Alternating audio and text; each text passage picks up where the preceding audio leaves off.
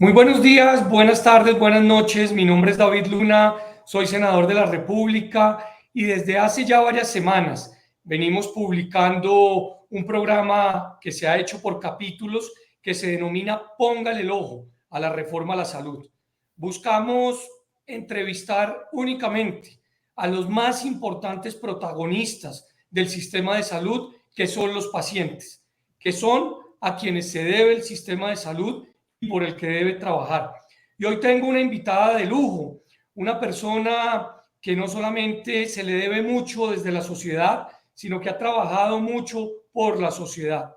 Quiero presentarles a Marta Sosa, quien es la presidenta de la Asociación de Lucha contra la Esclerosis Múltiple, una asociación que ya tiene más de 25 años y que ha realizado esfuerzos para mejorar la calidad de vida de las personas afectadas por esta enfermedad, pero también de sus familiares. Y esto lo han logrado a través de la educación sobre la enfermedad y representando a los pacientes en diferentes espacios. Marta, muchas gracias por aceptar esta información, esta invitación, y quisiera preguntarte cómo nace, por qué nace esta maravillosa asociación. Bueno, muy buenos días para todos. Muchas gracias a usted, senador David Luna, y a todo su equipo por esta invitación. Ale nace hace 26 años de la inquietud de algunos pacientes que se encontraban ante un diagnóstico que no era muy conocido en esa época. Un laboratorio los acogió, los organizó como sociedad civil y se empezó un trabajo de educación y de acompañamiento a estas personas con esta esclerosis, con esta enfermedad. Actualmente pues tenemos una parte de pacientes muy empoderados que han sido fundadores y han estado en la organización durante todos estos años. Y también de un equipo de trabajo de directores, de líderes de la organización que hemos trabajado para mantener esta organización a pesar de pues, muchas dificultades que tienen las organizaciones sociales. En la actualidad, pues estamos en alianzas con organizaciones de enfermedades raras, porque entendemos que a pesar de que la esclerosis múltiple es la enfermedad más frecuente entre las raras, necesitamos estar unidos para hacer escuchar nuestra voz como pacientes y defender nuestros derechos. Marta, antes de continuar, tal vez algunos lo saben, pero no todos. ¿Qué es esclerosis múltiple?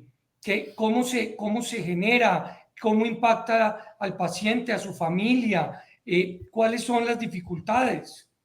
Bueno, la esclerosis múltiple es una enfermedad autoinmune desmielinizante. Esto quiere decir que la capa que recubre los nervios, que son como un alambre conductor en nuestro organismo, que está recubierto por una sustancia que se llama mielina, cuando hay un ataque de la misma enfermedad, de la misma inmunidad, recibe ese ataque sobre estos nervios.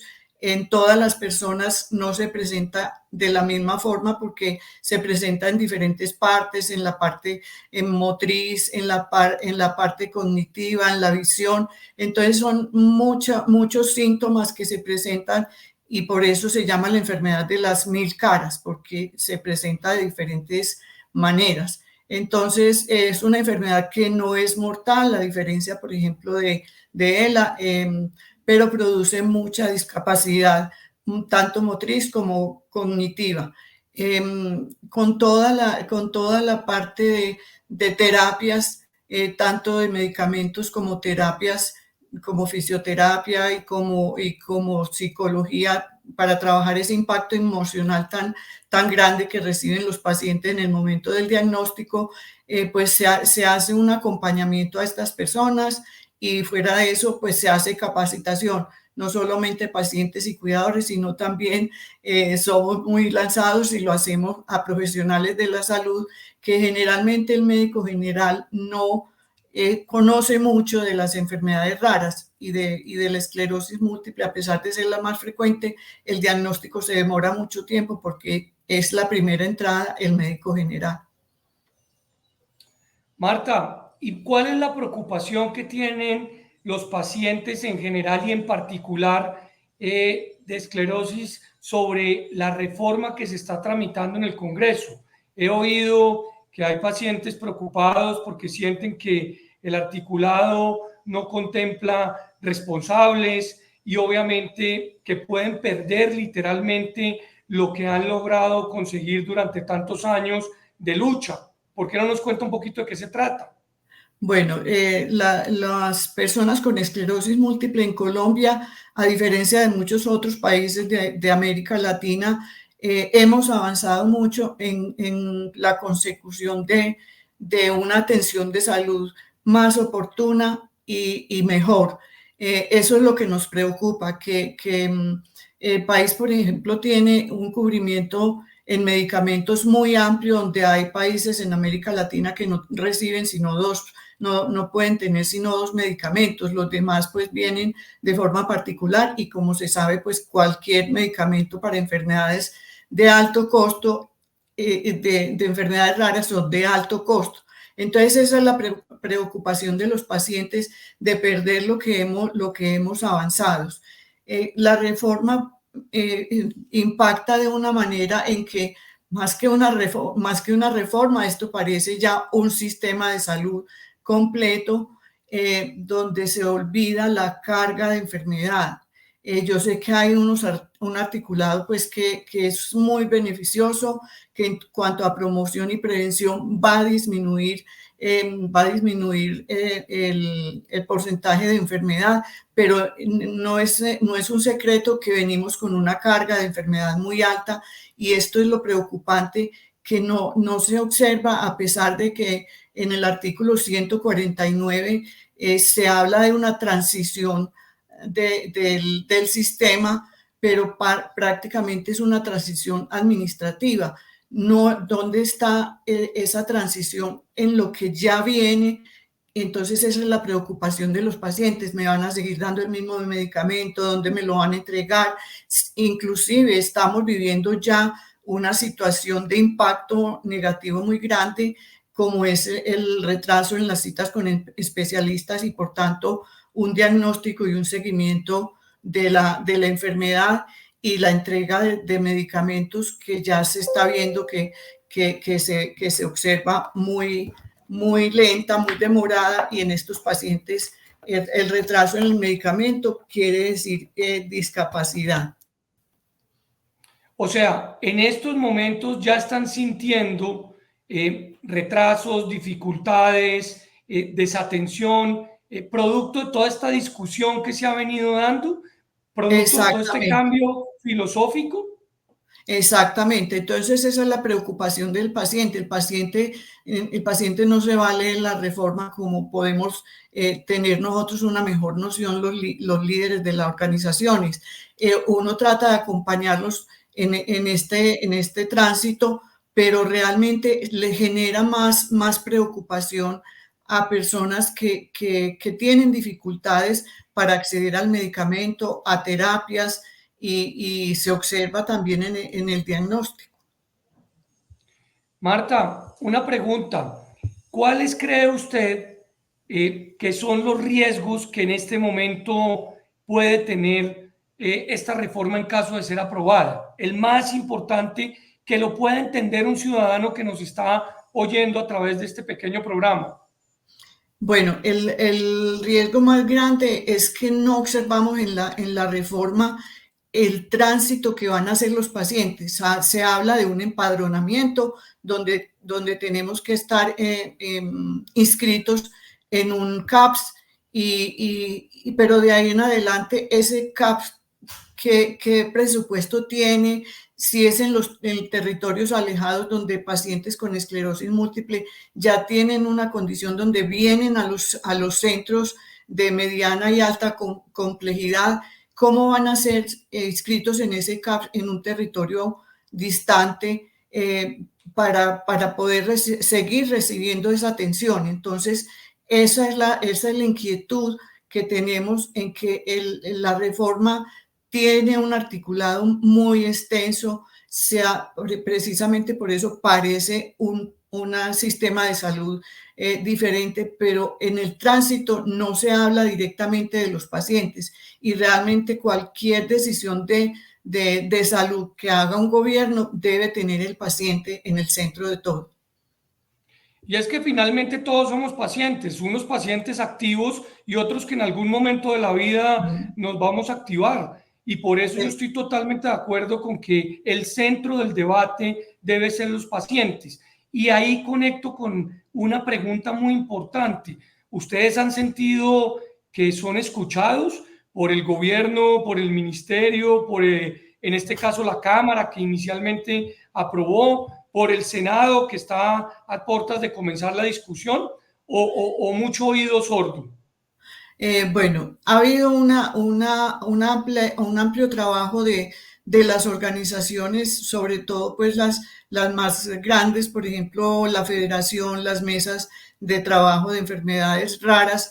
Ha habido un amplio trabajo de estudio, de información sobre la reforma y de buscar esos espacios precisamente. Sí, sí, se han estado líderes, inclusive en este momento han estado en esos espacios de las audiencias, pero realmente no se observa, son escuchados, pero no reciben las sugerencias y las propuestas, porque es que los pacientes también tenemos forma de hacer propuestas en cambios a esa reforma y realmente no nos sentimos escuchados. No solamente tienen forma, sino tienen el derecho de hacer propuestas. De eso se trata la democracia representativa. Por eso es que nosotros hemos creado este espacio precisamente para concentrarnos en oír a los pacientes, no para nada distinto. Y yo quisiera terminar, Marta, preguntándole si usted pudiera darle un consejo a un senador o si usted pudiera pedirle directamente algo a un senador sobre esta discusión, ¿qué le pediría?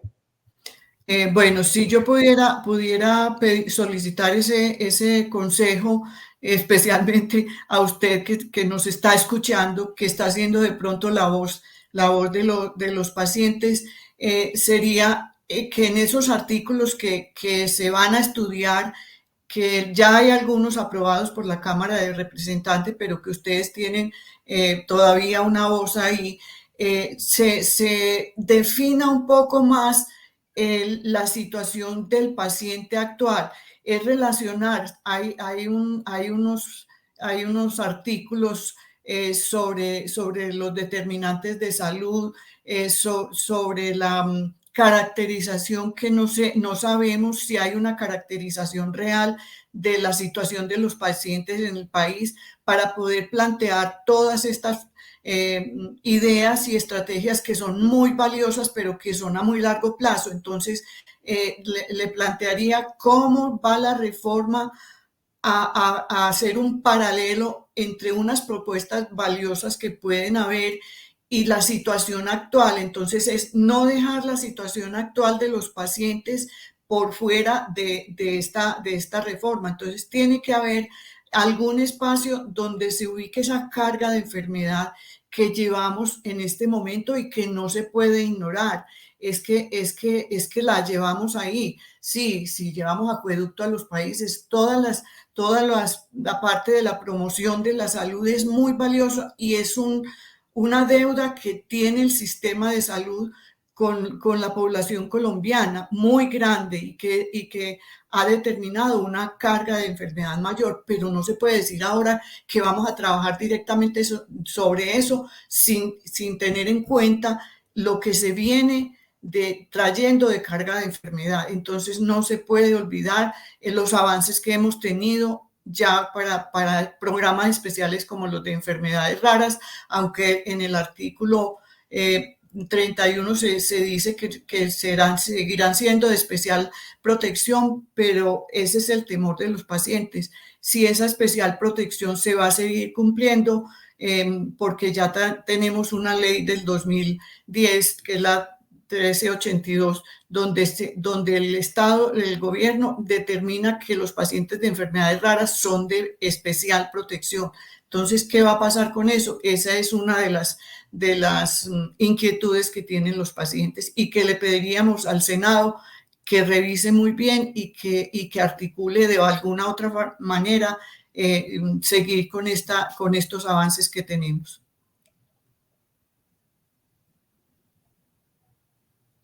Bueno, Marta, muchísimas gracias por este espacio, muchísimas gracias por tus luces, muchas gracias por tu experiencia. Para nosotros es fundamental abrir estos espacios para oír a los pacientes y nos sentimos muy agradecidos gracias a lo que nos has contado el día de hoy.